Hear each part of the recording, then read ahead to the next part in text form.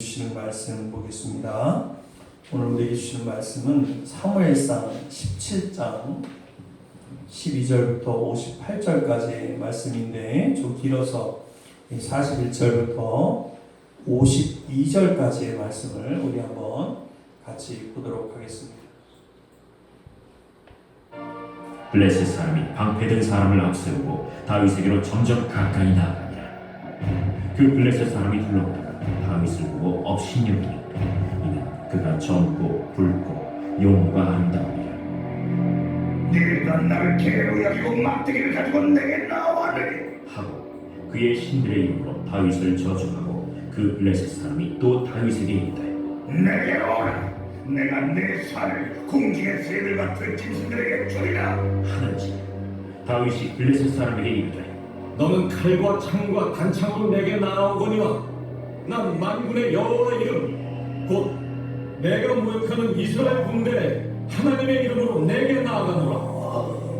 오늘 여호와께서 너를 내 손에 넘기시리니 내가 너를 쳐서 내 목을 베고 블레셋 군대의 시체를 오늘 공중의 새와 땅의 들짐승에게 주어 온 땅으로 이스라엘에 하나님이 계신 줄 알게 하겠고 또 여호와의 구원하심이 칼과 창에 있지 아니함을 이 무리에게 알게 하리라. 전쟁은 여호와께 속한 것인즉 그가 너희를 우리 손에 넘기시리라. 블레셋 사람이 일어나 다윗에게로 마주 가까이 온때 다윗이 블레셋 사람을 향하여 빨리 달리며 손을 주머니에 넣어 돌을 가지고 물매로 던지고 블레셋 사람의 이마를 치매 돌이 그의 이마에 박히니 땅에 엎드러지니라. 다윗이 이같이 물매와 돌로 블레셋 사람을 이기고 그를 쳐 죽였으나 자기 손에는 칼이 없었더라. 다윗이 달려가서 블레셋 사람을 받고 그의 칼을 그 칼집에서 빼내어 그 칼로 그를 죽이고 그의 머리를 베니 블레셋 사람들이 자기 용사의 총을 보고 도망하는지라.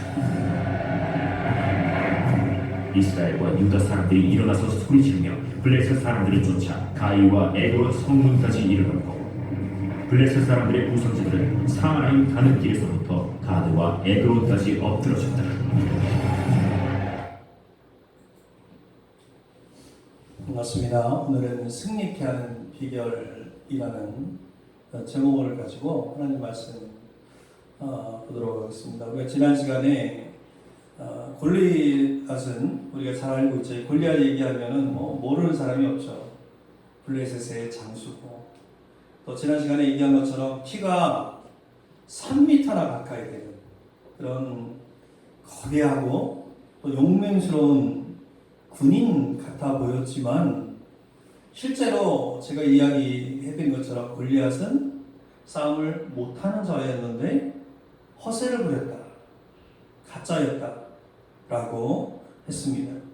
그래서 이 말씀을 들은 저와 여러분은 골리앗이 실상은 정말 그렇구나 라고 생각하고 또 그렇게 인지하고 있지만 그러나 저 당시에 엘라 골짜기에서 건너편에서 싸움을 하던 그 이스라엘 군인들 또 사울왕의 눈에는 골리앗은 여전히 어떤 존재예요?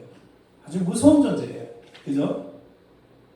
그걸 감추고 있기 때문에 그렇게 여겨질 수 있었을 거예요. 그것을 어떻게 알 수 있냐면 여러분 사울왕 역시 키가 굉장히 컸던 사람이에요. 사울왕 건장했던 사람이에요. 우리가 그 사무엘상 지금 강의를 하고 있는데 이 사무엘상 9장 2절에서 우리가 살펴봤잖아요. 여기 보니까 사무엘상 9장 2절에 이렇게 이야기하고 있어요. 키는 모든 백성보다 어깨 이만큼 더 컸더라. 이게 누굴 얘기하는 거냐면 사울왕을 얘기하는 거예요. 그러니까 사울왕은 키가 건장했던, 싸움을 잘하던 그런 청년이었고 그런 이제 왕이었단 말이에요. 이제 나이는 좀 들었지만 그러나 그는 아주 노련한 장군이었어요. 이미 우리가 알다시피 암몬과의 전쟁 또 아말렉과의 전쟁에서 승리를 했던 그런 왕이었습니다. 그 정과를 갖고 있었던 그런 사람이었지만 이 골리앗 앞에서는 나서지를 못하는 거예요. 그 이스라엘 편에서는 선뜻 나서는 사람이 없었습니다. 그들은 두려워하고만 있었어요. 오늘 읽지 않았지만 우리가 지난 시간에 읽었던 마지막 11절 말씀이 뭐였어요? 사울과 온 이스라엘이 블레셋 사람의 이 말을 듣고 놀라 크게 두려워하니라. 이게 40일 동안 계속 이 상태가 유지가 됐던 거예요. 어떤 사람도 골리앗과 싸우려고 엄두를 내지 못하는 거예요.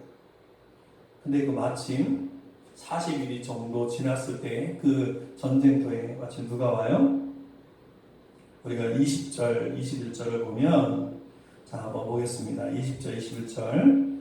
자, 빨간색 글씨만 한번 크게 한번 읽어보겠습니다. 오늘 사람이 좀 적으니까 더 크게 한번 읽겠습니다. 시작.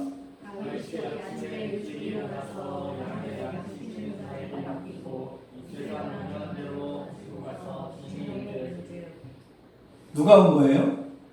우리가 잘 알다시피 다윗이 형들을 면회하러 왔어요. 여러분, 다윗은 누구의 아들이었어요?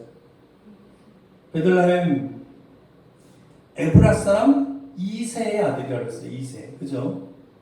그러니까 전쟁이 났어요. 그리고 소집령이 나서 전쟁에 나가는데 이새는 이제 나이가 들어서 나가지 못하니까 이새의 아들이 8명 있었는데 그 중에 3 아들이 첫째, 둘째, 셋째가 나간 것입니다. 그러니 3 아들이 나와 있으니 여러분 이새 입장에서 보면 얼마나 걱정이 돼요. 여러분 우리 맨디에 우리 이효성도님 아까 인사 못해서 오셨지만 아들이 어디가 있어요 지금? 군대가 있잖아요. 군대. 예, 군인 얘기거든요 이거. 이 군대가 있는데 전쟁 나면 어떻겠어요? 부모의 마음이 어때요? 지금 그 마음입니다. 얼마나 걱정이 됐겠어요. 이때 다윗의 나이가 한 몇 세 정도 되었을까? 성경학자들이 추정해 볼 때 13세에서 한 17세 정도 되었을 거다라고 추정을 합니다. 그러니까 다윗은 아직 어리니까 전쟁에 나가지도 못하고 자경미달자예요. 자경미달자. 그러니까 다윗은 형들을 대신해서 양무리를 치면서 군대에 나가 있는 형들을 생각하고 있는데 마침 아버지가 너무나 걱정되니까 이 다윗을 보내서 음식을 갖다 주라고 하는 거예요. 다윗을 보낸 것입니다. 그래서 17절, 18절에 보면 여기 보면 이런 말씀이 있어요. 이새가 그의 아들 다윗에게 이르되 지금 내 형들을 위하여 이 볶은 곡식 한 에바와 이 떡 10덩이를 가지고 진영으로 속히 가서 내 형들에게 주고 또 이 치즈 10덩이를 가져다가 그 뒤에 여러분들 한번 읽어볼까요? 시작.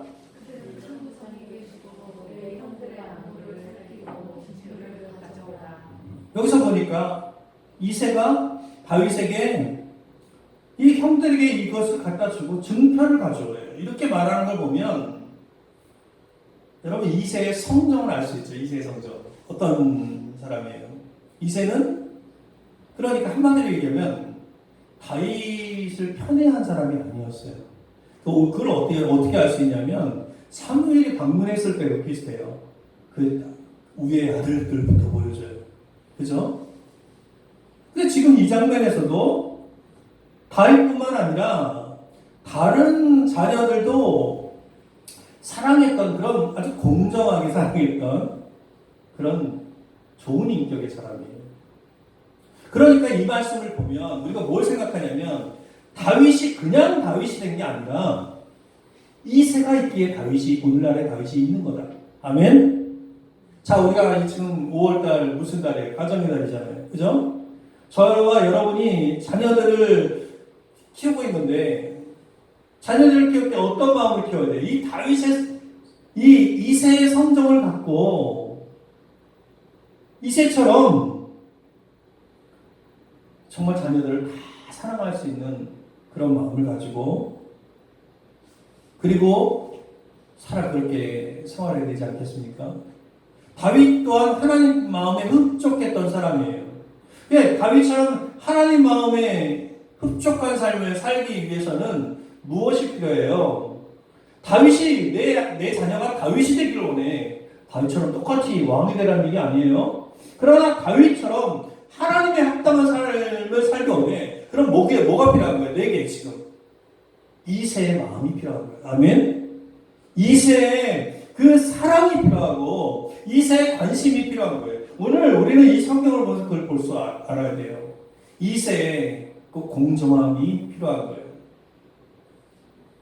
이세의 공정함이 필요한 거예요. 그 전쟁터에 그래서 다윗이 옵니다. 근데 거기서 뭘 봐요? 거구의 골리앗을 마주하게 된 거예요. 이게 첫 장면이에요. 골리앗과 마주치는 첫 장면. 그래서 23절, 24절에 보니까 자, 한번 크게 한번 읽어보겠습니다. 시작. 그들과 함께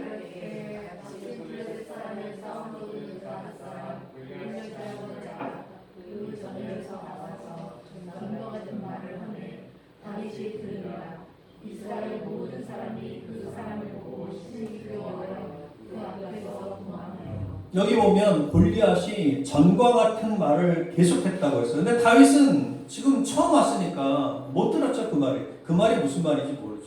그런데 골리앗은 매일 나와서 동일한 얘기를 반복했다고 했어요. 지난 시간에 제가 얘기했잖아요. 40일 동안. 그 전과 같은 말이 뭐예요? 이스라엘을 조롱하는 말이에요. 야, 너희들 1대1로 나와 싸우자. 내가 이기면 너희들이 나의 종이 되고 뭐 이런 얘기잖아요. 이스라엘을 조롱하고 하나님을 조롱하는 얘기예요. 다윗이 그것을 보니까 이스라엘 백성들이 그냥 도망가는 거예요. 무서워서. 하나님을 조롱하고 있는데 이스라엘 백성들은 도망가고 있고 다윗은 그냥 보고만 있을 수가 없습니다. 그래서 26절에 보면 다윗이 싸움터에 나가려고 하는 그 장면이 나와요. 26절을 한번 볼까요? 여기 보면 이 할례 받지 않은 블레셋 사람이 누구이기에 살아계시는 하나님의 군대를 모욕하겠느냐? 이렇게 이야기하죠. 그 얘기를 듣고 다윗은 자기가 섬기는 그 하나님을 모욕하는 이 골리앗을 보고 아주 분노를 느끼고 마치 예수님께서 하나님의 성전을 더럽히는 그 바리새인들과 그들 장사하는 사람들을 보고 분노를 느끼신 것처럼 분노를 느끼시고 싸움터에 나가려고 하는 거예요. 이 얘기를 할 때 그 옆에 누가 있었냐면 누굴 보러 온 거예요? 형들을 보러 왔잖아요. 그 옆에 형이 큰형, 둘째 형, 셋째 형이 있었단 말이에요. 근데 큰형 엘리압이에요. 제일 큰 형이. 그 엘리압이 옆에서 그걸 듣고 있다가 다윗에게 책망을 합니다. 그게 28절의 내용이에요. 큰형 엘리압이 다윗이 사람들에게 하는 말을 들은지라 그가 다윗에게 노를 바라여 이르되 한번 읽어볼까요? 그 다음 빨간색 글씨 시작. 내가 어찌하여 이를 내어왔느냐 그를 이르는 양들을 구별에 맡겼느냐 나는 내 구원과 내 마음에 완성하니 내가 전쟁을 구경하러 왔도다. 이 지금 엘리압의 이 형의 이야기가 뭐예요? 이 형 엘리압이 보기에는 다윗은 이제 비교가 안 되는 거죠. 골리앗과. 그러니 이렇게 얘기하는 거야. 야, 너는 소년 아니냐? 넌 소년이잖아. 전쟁에 징집도 못했는데 소년 아니야. 네가 블레셋과 싸우기에는 능치 못해. 이 교만한 녀석. 이렇게 얘기하는 거예요. 그 옆에 있었던 다른 사람들도 아마 그렇게 비슷하게 생각했을 거예요. 그러나 다윗은 이 골리앗의 이 고함 소리를 듣고 하나님의 군대를 모욕하는 이 골리앗을 그냥 가만히 둘 수가 없었습니다. 그래서 나섭니다. 사람들은 다윗을 말립니다. 그러나 다윗의 그 결의를 꺾을 수가 없는 거예요. 내가 나가 싸우겠다. 그때 다윗은요, 사울이 입혀주는 갑옷은 벗어버리고 그냥 물매 하나 들고 나가는 거예요. 여러분, 한번 그 장면을 생각해 보세요. 사울이 이 다윗을 몰랐을까요? 누군지? 알죠. 그죠? 자기에게 연주를 해서 자신의 악령을 쫓아낸, 그리고 어땠습니까? 무기든 자로 삼았잖아요. 그죠? 근데 사울은 이 장면을 보면 다윗이 골리앗과 싸우겠다고 하는데 허락을 해요. 그래서 갑옷을 입혀줍니다. 저는 이 장면을 보면서 사울이 정말 정상적인 사람이었다면 어린 이 다윗이 나섰을 때 엘리압처럼 그렇게 말하지는 않더라도 말렸어야 한다고 생각합니다. 우리가 지금은 모든 그 결론을 다 알고 이 본문을 보죠. 누가 이겼어요? 다윗이겠잖아요. 그죠? 그러나 그 당시에 사울의 시점으로 보면 다윗이 전쟁에 나가서 골리앗과 싸우면 죽을 수도 있다는 것을 여러분 이 사울이 생각하지 못했을까요? 아니면 알고도 무시했을까요? 저는 이 장면을 보면 사울이 다윗을 말리는 장면이 안 나와요. 그죠? 그냥 갑옷을 입혀줘요. 사울이 다윗의 아버지였다면 그렇게 했을까? 그렇게 하지 않았을 거예요. 저는 이 본문이 하나님을 떠나 살던 사울의 진짜 성정을 보여주는 장면이라고 생각해요. 사울의 진짜 성정이 뭐예요?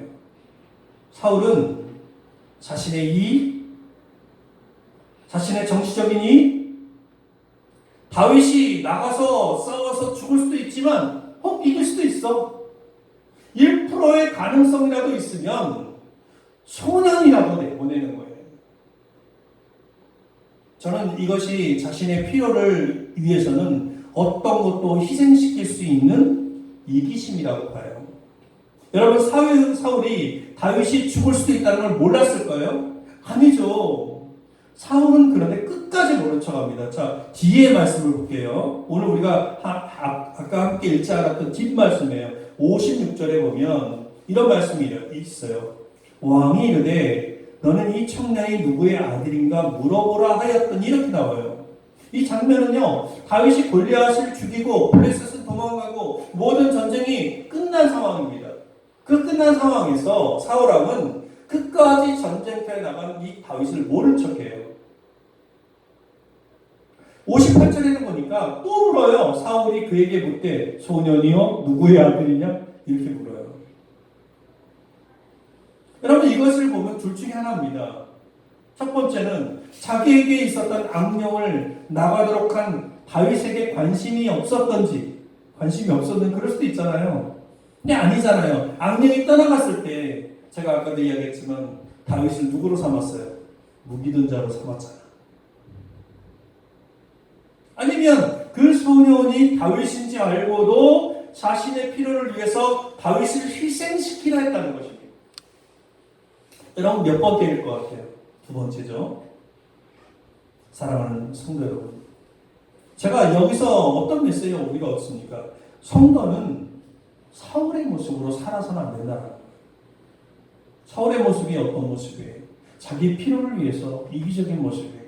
우리가 가정에서, 직장에서, 그리고 학교에서, 교회에서 자신의 이익을 위해서 어떤 것도 희생시킬 수 있다고 생각하는 것은 참신앙이 아니라는 것입니다. 아멘? 여러분 참신앙은 내가 중요한 만큼 다른 이도 중요하다는 것을 아는 거예요. 참신앙은요, 이타적인 거예요. 이타적인 거. 근데 지금 사울은 이타적이지 못해요. 이거는 하나님의 백성의 자세가 아니다. 우리 모두는 참신앙을 소유하기를 축원합니다. 여러분, 싸움을 하기 위해 나선 다윗을 보고 골리앗이 다윗을 보고 뭐라고 하냐면 43절에 이렇게 얘기해요. 블레셋 사람이 다윗에게 이르되 네가 나를 개로 여기고 막대기를 가지고 내게 나왔느냐? 막대기를 물매에 던지는 걸 가지고 나왔으니까 그러면서 내게로 오라. 내가 네 살을 공중의 새들과 들짐승들에게 주리라. 이렇게 이야기합니다. 이제 골리앗의 입장에서는요, 자신이 실제로 싸움을 못하는데 다윗이 나온 것을 보고 기뻤을까요? 안 기뻤을까요? 기쁜 거예요. 왜냐하면 40일 동안 자기가 그렇게 고함을 질렀지만 나선 사람이 한 명도 없었어요. 그런데 이제 나선 사람이 누구야? 꼬마, 소년이야, 소년. 아이가 나온 거죠. 그러니 골리앗은 속으로 무지 좋았을 거야. 야, 내가 싸움도 잘 못하는데, 야, 내가 제대로 속였구나. 근데 그러면서도 겁은 나는지 어떤 모습으로 나와요? 우리가 지난 시간에 제가 설명해 드렸는데 41절 보니까, 자 41절 읽어보겠습니다. 짧은 말씀인데 시작. 블레셋 사람이 블레셋 사람을 앞세우고 다윗에게로 점점 가까이 나아간다. 완전 걱정입니다. 자, 방패를 여전히 앞세고 나는데 자기가 들 힘도 없으니까 다른 사람들이 방패를 드는 거예요. 더군다나 힘들어서 앉아 있었던 것 같아요. 48절에 보면, 여러분 48절 여러분 성경에 보면 블레셋 사람이 일어나 다윗에게로 마주 가까이 올 때 이렇게 말하고 있어요. 이걸 보면 앉아 있다가 일어나는 거예요. 힘들죠. 그 큰 몸에 거구에서. 그러니 싸움을 제대로 하겠어요? 거구 골리앗을 마주한 다윗은요, 제대로 된 무장도 없이 단순히 자신이 평소에 사용하던 물맷돌을 가지고 나온 거예요.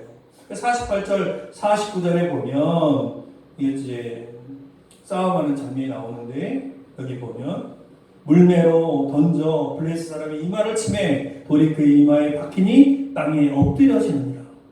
여러분, 누구도 예상하지 못했던 결과가 나왔어요.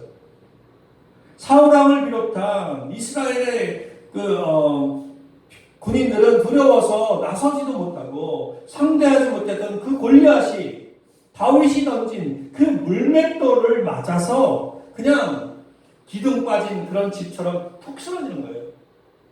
여러분, 푹 쓰러지는 거 아시죠? 푹 쓰러지는 거예요. 그 다윗은 쓰러진 골리앗에게 달려가서 자신에게 칼이 없었기 때문에 골리앗의 칼을 빼서, 골리앗의 칼이 지난 시간에 몇 킬로라고는 얘기 안 했죠. 창 무게만 얘기했죠. 칼을 빼가지고 목을 베는 거예요. 그때 블레셋은 다 도망가는 것입니다. 그러니까 이스라엘의 대승리로 끝났어요. 그죠? 우리가 너무나 잘 알고 있는 얘기예요. 여기까지가 우리가 너무나 잘 알고 있는 다윗과 골리앗의 이야기예요. 그죠? 자, 우리가 이 본문을 보면서 이 이야기처럼 골리앗이 세상이라고 했는데 세상을 상대로 우리가 승리하는 삶을 살아왔습니까? 그러면 좋겠지만 대부분의 사람들은 그냥 이 17장 11절에 머물러 있어요. 11절에 뭐예요? 11절 우리 다시 보면 놀라 크게 두려워한다. 두려워하고 있단 말이에요. 여러분, 우리의 삶의 이 저변에는 골리앗과 같은 그런 문제들이 있는데 그 문제들을 보면서 그냥 이 11절에 머물러 있는 거예요. 놀라 두려워하는, 두려운 가운데 그냥 바라만 보고 있는 거예요. 우리는 그 앞에서 싸움을 엄두도 못 내고 두려워하면서 포기하면서 그냥 사는 거예요. 쓰러뜨리지 못하고 두려워. 생각해 보셨습니까? 다윗은 가능했는데 우리는 왜 쓰러뜨리지 못하고, 왜 세상 가운데 그 문제를 이기지 못하고 살아갈까요? 그래서 우리는 오늘 이 다윗을 더 묵상할 필요가 있다. 묵상할 필요가 있다. 승리한 다윗에게는 비결이 있었다. 저는 오늘 이것을 생각해 보려고 해요. 오늘 저는 이야기를 하려고 하는 것입니다. 자, 40절 말씀을 한번 볼까요? 40절 한번 크게 읽겠습니다. 시작. 손에 막대기를 가지고 실내에서 내려오는 다섯을 골라서 자기 목자의 제목도 부모님이 넣고 손을 가지고 블레셋 사람을 내려오라 하니라. 다윗은 다른 군인들이 하지 않은 걸 했어요. 다른 이스라엘 백성들이 하지 않은 걸 했어요. 다른 이스라엘 백성들이 하지 않은 것, 그게 뭐예요? 뭘 했습니까? 이 말씀에 보면 빨간색 글씨로 제가 썼는데 블레셋 사람에게로 나아가니라, 이런 말씀이 있어요. 여러분, 이 다윗은 난공 블랙의 요새처럼 보이는 골리앗에 대적해서 나아가는 것을 시도했다는 거예요. 여러분, 싸우러 나가면서 다윗도 자신이 이길 거라고 하는 어떤 완벽한 확신이 있었을까요? 말은 그렇게 했지만 그러나 내가 완벽하게 내가 이길 거다라고 하는 그런 확신이 있었을까요? 저는 이 말씀의 본문을 보면서 이것은 다윗이 시도한 거다. 다윗이 시도한 거다. 이스라엘 사람들은 한 사람도 싸우려 하지 않을 때 다윗은 내가 나가서 시도해야 승리할 수 있을 수도 있다라고 하는 그런 믿음을 가지고 시도했다라는 것입니다. 어느 누구도 1대1과 싸워서 그 골리앗을 이길 수 있는 사람이 없다고 생각했기 때문에 사람들은 싸워보기도 전에 포기해버렸지만, 그렇지만 다윗은 어렸지만 갑옷조차 걸치기 어려울 정도로 약했지만 그는 시도한 것입니다. 여러분 우리들도 그래요. 골리앗이 강해서라기보다는 세상을 두려움의 대상으로만 보기에 시도하지 않는다라는 거예요. 우리에게도 뭐가 필요해요? 이 시도하는 이 도전 전쟁이 필요하다라는 것입니다. 싸워보기도 전에 겁을 먹으니까 못하는 것입니다. 여러분 학생들에게는 우리 딸도 지금 고3 딸이 있지만 그리고 인성이 낮아있지만 학생들에게는 어때요? 수학이나 영어나 그리고 학업이 골리앗일 수 있어요. 우리 그런 말 있잖아요. 수포자, 영포자. 내가 하나는 확실하게 잡지만 하나는 포기할 거야. 그런데 여러분 그 학업에서 포기하면 안 돼요. 하나님이 여러분 가운데 비전을 주셨다면 끝까지 붙잡고 시도하기를 소망합니다. 여러분 부부끼리는 어때요? 살다 보면 사랑 없이 그저 사는 거지 생각하면서 살 수 있어요. 그죠? 그러나 다시 사랑이 회복되기를 기도해야 하는 것입니다. 부모들도 자녀에게 실망한다고 해서 포기해서는 안 되고 자녀도 때로는 부모에게 실망할 때에도 포기해서는 안 된다는 것입니다. 가능성이 남아있는데 시도를 하지 않아서 실패하고 있는 거다라는 생각을 여러분 해야 된다는 것입니다. 사랑하는 성도 여러분, 여러분 다윗이 도착하기 이전에 누군가 다윗 말고 믿음으로 시도하는 사람이 있었다면 승리는 누구의 것이에요? 그의 것이에요. 그죠? 근데 아무도 시도하지 않았어요. 아무도 나서지 않았어요. 왜 그런 거예요?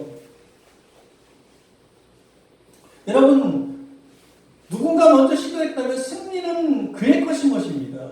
왜 그래요? 하나님께서 이미 이스라엘의 승리를 계획해 놓으셨기 때문입니다. 하나님께서 이미 여러분의 삶 가운데 승리를 계획해 놓으셨음을 믿으시길 바랍니다.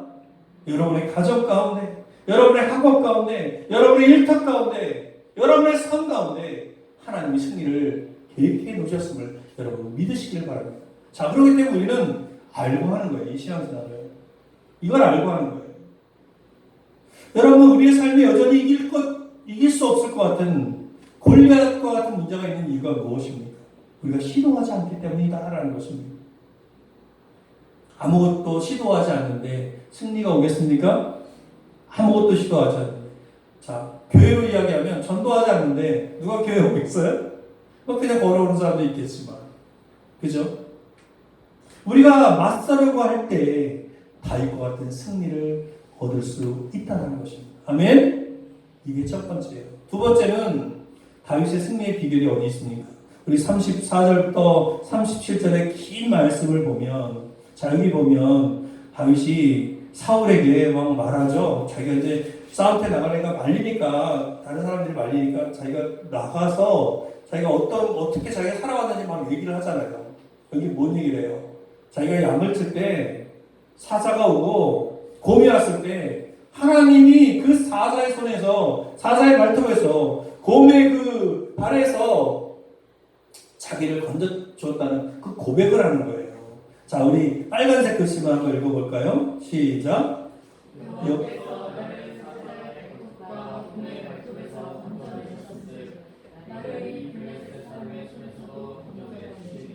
그러니까 이 승리한 다윗의 비결은 무엇입니까? 다윗에게는 하나님께서 모든 환난에서 건지신다라고 하는 그 믿음이 있었다라는 거예요. 아멘? 우리가 이 세상을 살아가면서 어떤 믿음이 필요한 거예요? 이 믿음이 필요한 거예요. 나를 이 환난에서 건지실 거다.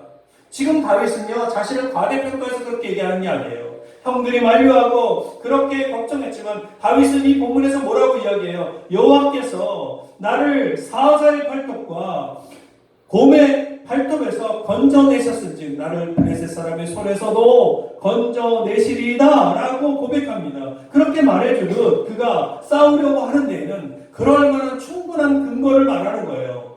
그는 상황을 오판하고서 그냥 큰 소리 치면서 내가 나가겠다 라고 이야기하는 게 아니에요. 자기를 과신하고서 그냥 만용을 부리는 게 아니라는 것입니다. 그는 자기가 믿고 경험한 하나님께 근거를 두고 용맹함을 드러내고 있는 것이다. 아멘? 그는 아직 군대에 나올 만한 나이도 못 됐고 이 앞에 서 있는 골리앗이 어떤 존재라는 건 몰라요. 그날 본 거예요. 그날. 그죠? 그에 대한 정보도 없어요. 하지만 평소에 그는 그의 삶 속에서 경험했어요. 양을 잡아먹으려는 사자나 곰이 습격해 올 때 여호와께서 하나님께서 그 곰의 발바닥에서 사자의 날카로운 발톱에서 건져주셨다는 것을 말하고 있어요. 지금 믿음의 확신으로 말하는 거예요. 그렇기 때문에 골리앗을 상대하러 나갈 때도 지금 누구를 의지하는 거예요? 하나님의 이 힘을 의지해서 하나님이 건져내심을 믿고 싸우겠다는 거예요. 아멘? 환난에서 나를 건질 것이다. 지금 이것이 그 다윗의 믿음이에요. 이 믿음은 어떤 믿음이에요? 하나님을 의지하는 믿음이다. 아멘? 하나님을 의지하는 믿음. 우리도 싸움터에 나온 이스라엘 사람들처럼 교회에 나올 만큼 믿음을 가지고 있고 또 때로는 헌금을 드릴 만큼의 믿음도 갖고 있어요. 그러나 우리의 믿음의 수준을 어디까지 올려야 되냐면 다윗의 수준까지 올려야 되는 거예요. 세상에 맞서서 시도하고 하나님께서 건져주신다고 하는 이 믿음, 이 확신을 가져야 된다는 것입니다. 이 확신 가운데 거하는 저와 여러분 되기를 간절히 축원합니다. 골리앗과의 싸움이 지금 손쉬울 거라고 생각하는 게 아니라는 것입니다. 지금까지의 어떤 싸움보다도 더 어렵고 힘들 수 있습니다. 다윗은 그것을 알아요. 그러나 다윗은 자기 힘으로 골리앗을 이길 수 있다고 말하지 않아요. 지금 뭐라고 얘기해요? 여호와께서 건져내시리라 라고 이야기합니다. 자기의 힘을 이야기하지 않습니다. 살아계신 하나님을 의지하는 거예요. 그러므로 우리가 시도하지 못하는 것은 힘이나 능력이 없어서가 아니라 믿음이 없어서 시도를 하지 못하는 것이 되어서는 안 된다는 것입니다. 다윗은 아까 우리가 읽었던 본문에서 이야기했듯이 모든 전쟁은 하나님께 속한 것을 알았어요. 제가 20대 때 좋아했던 박종호의 찬양 가운데 이 가사가 나오더라고요. 하나님이 우리에게 속한 것이 아니라 하나님께 속한다는 것을 그는 알았어요. 47절에 보면 이렇게 이야기합니다. 여호와의 구원하심이 칼과 창에 있지 아니함을 우리 무리에게 알게 하리라. 전쟁은 여호와께 속한 것인지 그가 너희를 우리 손에 넘기시리라. 다윗은요 흔들림이 없었습니다. 싸움은 통치가 하는 일이 아니에요. 전쟁은 칼과 창을 하는 게 이번에 러시아와 우크라이나 전쟁 보셨잖아요. 그죠? 무기가 많다고 이기는 게 아니라는 거예요. 그 승패는 누가 결정하는 거예요? 하나님이 결정하는 거예요.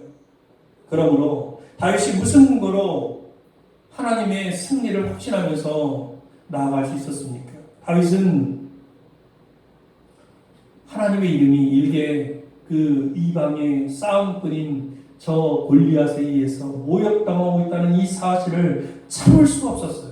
그래서 46절에 이렇게 이야기하죠. 우리 이 말씀 읽고 마칠 텐데 자 한번 읽겠습니다. 시작.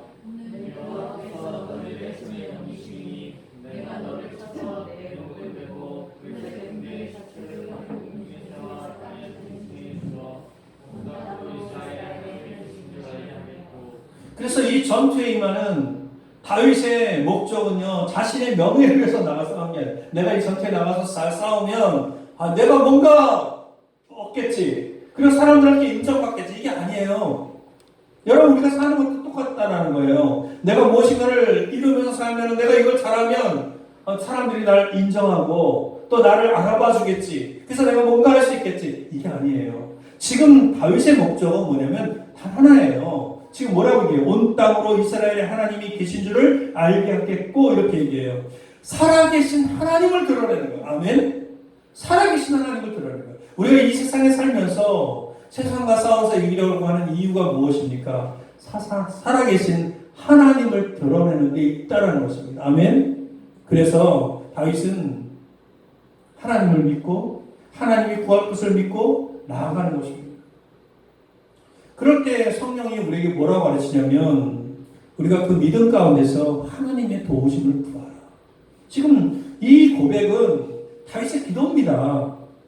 자, 히브리서 4장 16절 이 말씀 하나 보고 우리가 마칠 텐데, 히브리서 4장 16절 뭐라고 이야기하냐면, 그러므로 우리는 긍휼하심을 받고 때를 따라 돕는 은혜를 얻기 위하여 은혜의 보좌 앞에 담대히 나아갈 것이니라. 아멘? 우리가 자꾸 움츠려드는 게 왜? 무엇 때문에 움츠려드는 것입니까? 너무 사사로운 문제에 집착하고 있고 믿음으로 기도하지 않기 때문에 그래요. 믿음으로 기도해요. 담대히 나가서 기도해요. 믿음으로 나아가는 것입니다. 아멘? 믿음으로 나아가. 지금 이 히브리서 4장 이 16절은요, 우리에게 기도하고 요청할 권리가 우리에게 있다고, 성도에게 있다고 말하고 있어요. 사랑하는 성도 여러분, 저와 여러분의 신앙이 다윗의 신앙같이 되기를 소망합니다. 세상을 두려워하거나 포기하거나 정말 주저하지 말고 세상을 이기고자 끊임없이 시도하는 신앙이 되기를 소망합니다. 하나님이 어떠한 상황 속에 서서 건져주신다고 하는 그 하나님을 의지하는 그 믿음을 갖고 기도하면서 살아가시기를 축원합니다.